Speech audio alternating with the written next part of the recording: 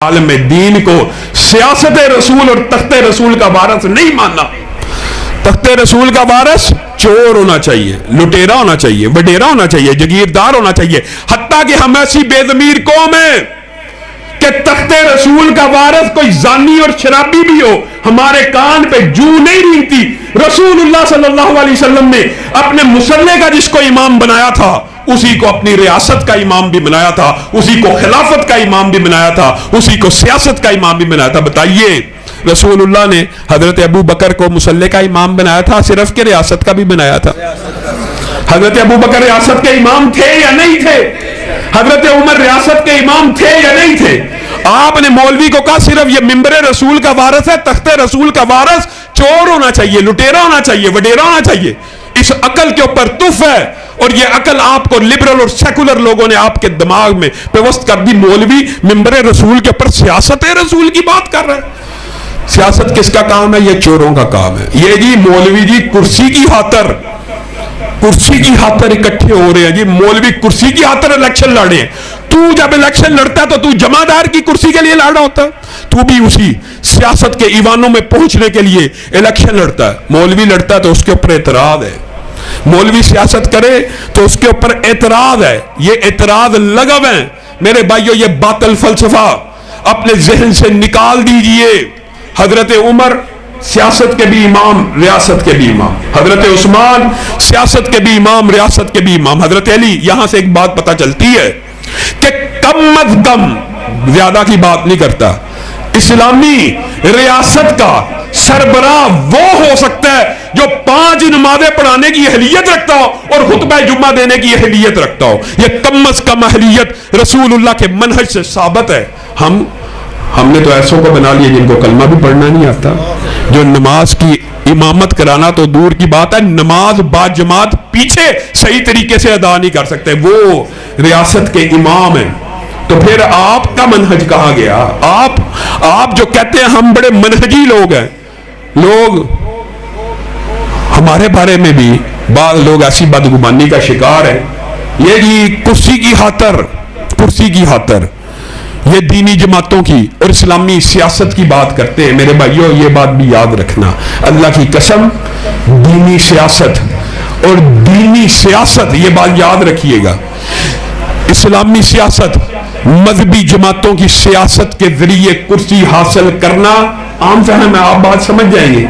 दुनिया के अंदर सबसे मुश्किल काम है। पाकिस्तान के अंदर अगर किसी ने कुर्सी हासिल करनी हो और वो इस्लामी और मजहबी जमातों की सियासत के जरिए कुर्सी हासिल करना चाहता है तो उसने सबसे लंबा, कठिन, दुश्वार और तकलीफ दे रास्ता इख्तियार किया।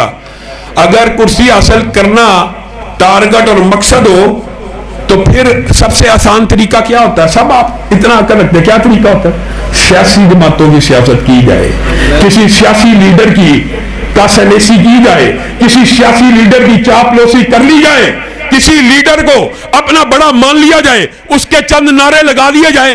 कुर्सी हासिल करना वहां से आसान है कि आप लोगों को इस्लामी निजाम, इस्लामी जमातों की सियासत के ऊपर मुख्तस करके आपकी सारी सोच और फिक्र को एक जगह मुज्तमे करके इस्लाम के जरिए सियासत करना यह आसान है कि सियासी पार्टियों के जरिए सियासत करना आसान है। लेकिन हम इस मुश्किल और दुश्वार रास्ते को इसलिए इख्तियार किए हुए हैं कि यह हमारे मनहज से मुताबिकत रखता है और कोई बात नहीं है। और एक बात यह भी याद रखें, सीट हासिल, अपने मुंह कई दफा इंसान अगर कोई बात करे तो अजीब लगती है। अल्लाह की कसम, आज भी पाकिस्तान की जो 2 बड़ी सेकुलर पार्टी हैं, उन दोनों में से भी किसी लीडर का झंडा उठा ले, सबसे पहले कुर्सी हमें मिल जाए। लेकिन यह हमारे मनहज के खिलाफ है, यह हमारी इस्लामी सियासत के खिलाफ है। हम मुश्किल और तकलीफ दे रास्ता इख्तियार कर रहे हैं कि मजहबी जमातें एक हो, इस्लाम पसंद एक हो, इस्लाम पसंद अहले हदीस अपने हल्का जाती सियासत को मजबूत करे। यूनियन काउंसिल की सतह से एक इसका निजाम हमने बनाया, एक तरतीब बनाई है जो अगरचे मुश्किल है। और आज ये नकार खाने में तूती की आवाज भी हो सकता है, बाद लोगों को लग रही हो, लेकिन ईमानदारी से बताइए 75 बरस बीत गए, 75 बरस ہمارا ایک بھی یہ اب ذرا آپ نے اپنے دل سے جواب دینا. 75 برس وطن کو بنے ہوئے ہو گئے ہیں پورے پاکستان کے اندر. صرف میں دیوبند یا بریلوی کی بات بعد میں کرتا ہوں. اہل حدیث کا پورے پاکستان میں ایک بھی ایم این اے کا اہل حدیث کی بنیاد پہ حلقہ ہے؟ کس نے بنانا ہے؟ ایم پی اے کا ایک بھی حلقہ ہے؟ کس نے بنانا ہے؟ ایم این اے اور ایم پی اے تو دور کی بات ہے, یہ درد دل ہے. ایک یونین کونسل ایسی موجود نہیں ہے جو آپ اہل حدیث کی بنیاد کے اوپر جیت سکے. اور آپ ملک میں کتنے ہیں جی؟ 2.5 کروڑ ہیں. 2.5 کروڑ کا کیا کرنا ہے؟ ان 2.5 کروڑ کو اکٹھا کرنا ہے, ان 2.5 کروڑ کو ایک لڑی میں پرونا ہے. 2.5 کروڑ چھوٹی تعداد نہیں ہے. آج تمام اہل حدیث بھی کوئی نون لیگ میں ہے, کوئی پی ٹی آئی میں ہے. اور میرے بھائیوں, تحریک دفاع اسلام و پاکستان کا مقصد ان نون لیگ میں شامل اہل حدیثوں کو نکلوا کر اپنا پلیٹ فارم سیاسی مہیا کروانا ہے. پی ٹی آئی سے نکال کر اپنا سیاسی پلیٹ فارم مہیا کروانا ہے. یہ جو 2-2.5 کروڑ افراد ہیں, ایمانداری سے بتائیے یہ کسی جماعت کے ساتھ ہیں؟ جماعت میں ہی نہیں ہے. تو میرے پہ اعتراض کیا؟ اور میں آپ کو حیران کن بات بتاؤں کہ ابھی تحریک دفاع اسلام و پاکستان کے تقریباً 13,000 کارکنان 2 ماہ میں رجسٹرڈ ہو گئے ہیں. ان میں سے 10,000 کارکنان ایسے ہیں جو آج سے پہلے کسی بھی مذہبی جماعت میں نہیں ہیں. مجھے بتائیے آپ کا فائدہ ہو رہا ہے کہ نقصان ہو رہا ہے؟ جو آج تک کسی بھی جماعت میں نہیں تھے وہ جماعتوں میں آئیں گے, آپ کا فائدہ ہوگا کہ نقصان ہوگا؟ وہ نون لیگ میں ہے, وہ پی ٹی آئی میں ہے. 2.5 کروڑ اہل حدیث ملک کے اندر کہاں ہے؟ کہاں ہے کوئی نون لیگ کا جھنڈا اٹھانے والا, کوئی پی ٹی آئی کا جھنڈا اٹھانے والا؟ مصیبت آ جائے, مشکل آ جائے, آپ کے اپنے اس حلقے کی مثال لے لیجئے. آپ کا اپنا ہر بندے کا یہ سوچ ہوگا میری ایم این اے کا جو امیدوار ہے نون لیگ کا, اس کے ساتھ دوستی ہو جائے, میں اس کے ذریعے کام کروا لوں. پی ٹی آئی والے کا دین یہ ہوگا میری پی ٹی آئی کے ایم این اے سے سلام دعا ہو جائے, میں اس کے ذریعے کام کرا لوں گا. اور کیوں در در کی ٹھوکریں کھاتے ہو؟ اپنے امیدوار پیدا کرو, اپنے ووٹ ایک حلقے میں اکٹھے کرو. ایک یونین کونسل کی سطح سے اپنے ووٹوں کو پورے علاقے کے 2-3 ہزار ووٹ ایک یونین کونسل میں اکٹھے کر لو گے, ساری کی ساری سیٹیں جیت جاؤ گے یونین کونسل کی. اس میں تکبیر, قدم بڑھاؤ, قدم بڑھاؤ, جب تک سورج چاند رہے گا, جب تک سورج چاند رہے گا. ڈاکٹر عبد الرحمان پن صاحب اب یہ نعرہ لگا رہے ہیں, اور اس سے پہلے میرے برادر مکرم, میرے دوست, میرے رفیق مفتی کفایت اللہ شاکر صاحب نے بھی پہلے یہ نعرہ لگایا, علامہ صاحب قدم بڑھاؤ.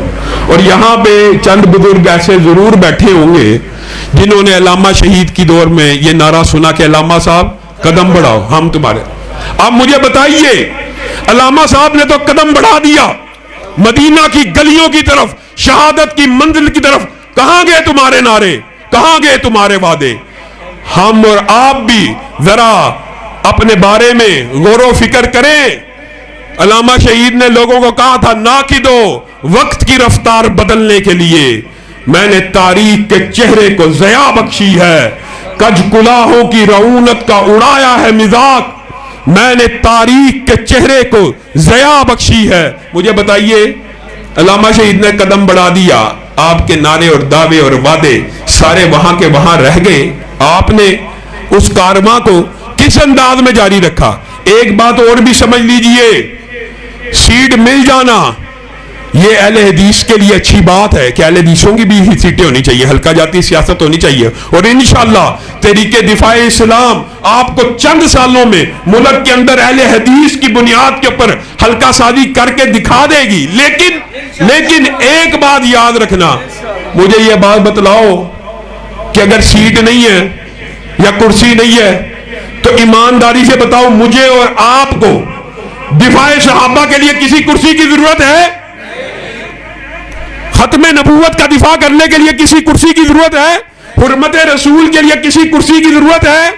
جس نے کام کرنا ہوتا ہے اس کو کسی بھی کرسی کی کوئی ضرورت نہیں ہے. آج کے دن میں اللہ کے فضل سے آج کے دن میں ہمارے وکلاء نے اور سینیٹر مشتاق کے وکلاء نے کورٹ کے اندر کیس لڑا, اور یہ خوشخبری کی بات ہے کہ ناظرہ نے 13(1) نمبر جو رول ہے جنس کی تبدیلی کا, عدالت کے سامنے اقرار کیا کہ ہم اس کو تبدیل کر رہے ہیں.